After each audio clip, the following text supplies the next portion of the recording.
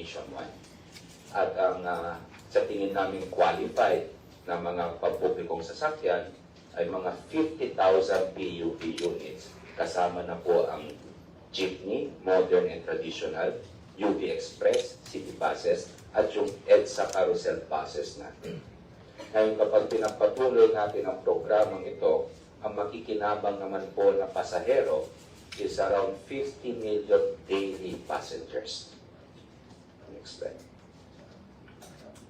Ito po yung unang pagkakataon po, no, na ang gagawin natin is net service contracting.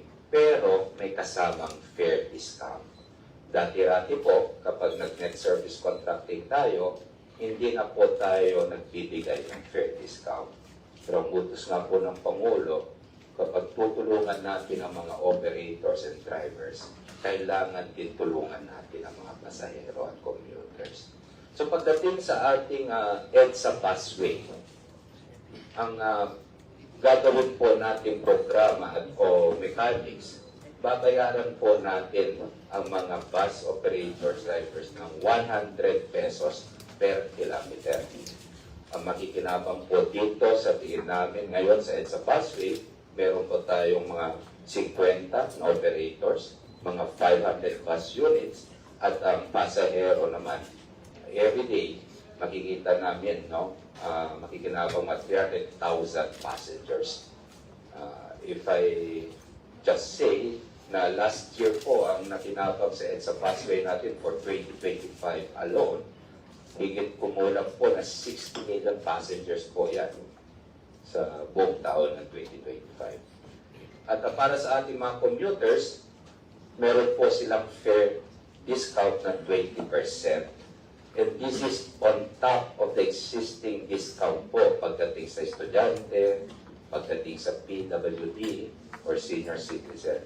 Sa madaling sabi, kapag ikaw po ay isang senior citizen at ikaw ay sumakay sa isang dito sa EDSA busway natin, magkakaroon po kayo ng diskwento na aabot hanggang 40%.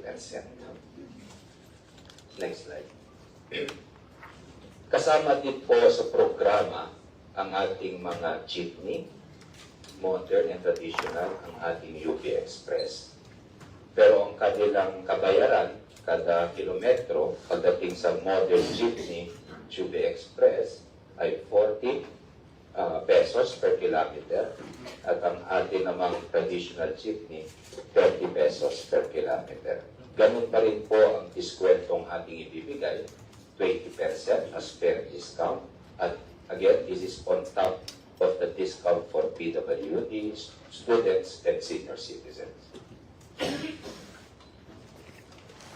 Ang programang net service contracting po ay nationwide. At ang makikinabang, tulad po ng sinabi natin dito, no, ang programang ito is based on routes. So, ang bilang ng LTFRB, there will be 823 routes na makakasama dito sa net service contracting natin nationwide. For Metro Manila, kasama ang Cavite, Laguna, Rizal. Ang bilang po namin, 545 routes. Binigyan diin at binigyang importansya po namin yung mga ruta na sinasabi natin feeder routes. Ano po ito yung feeder routes? Ito po mga ruta na talagang papunta sa ating mga riles, sa LRT2, sa MRT3, sa EDSA busway, upang sa ganon, magikinabang din ang ating mga pasahero. Other than na it's a mass transit, there's additional discount din po kasi sa ating mga riles. 50% discount po yan.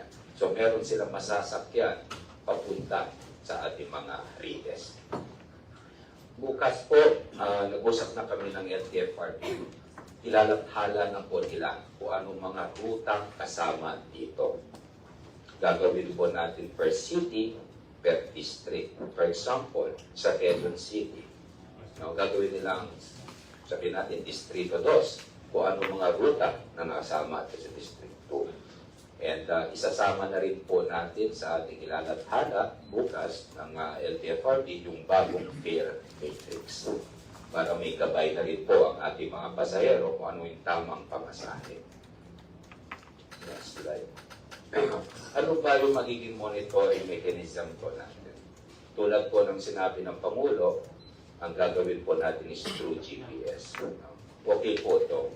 At yan naman po yung mga existing busway buses natin. Meron na yan na GPS, kasama din yung mga modern jeepney. Pero meron pong mga iilan, tulad ng mga traditional jeepney po natin, na wala pa silang GPS. Ngayon po, nagipag-usap na rin po ang LTFRB with I think 22 GPS providers. At kinausap natin sila ng babaan nila yung presyo ng kanilang GPS. At sila naman po ay sumang-ayon, 500 pesos na lang po yung kanilang renta ng GPS per monthly. So, at sabi ko ay parating na rin natin yan sa ating mga traditional jeepney operators and drivers. Ganun pa man, no? Alam namin na kahit ng 500 pesos po yan, baka wala pa silang pera para sa GPS. Gagawa rin po kami ng manual monitoring. At gagamit kami ng mga kasama namin sa LTO, LTFRB. Nag-iusap na rin tayo sa Coast Guard na tumulong at makikiusap din tayo sa MMDA. Pero hindi kaya po namin ang ating mga traditional jeepneys or those who do not have GPS yet. Mas maganda po na may GPS kayo kasi unang-una, mas mapapabilis po ang ating pagbabayad ng inyong service contracting program. No? Pangalawa, iwas po tayo sa korupsyon. Yun, importante po yun. Dati-dati po kasi ang payment dito tumatagal, buwanan.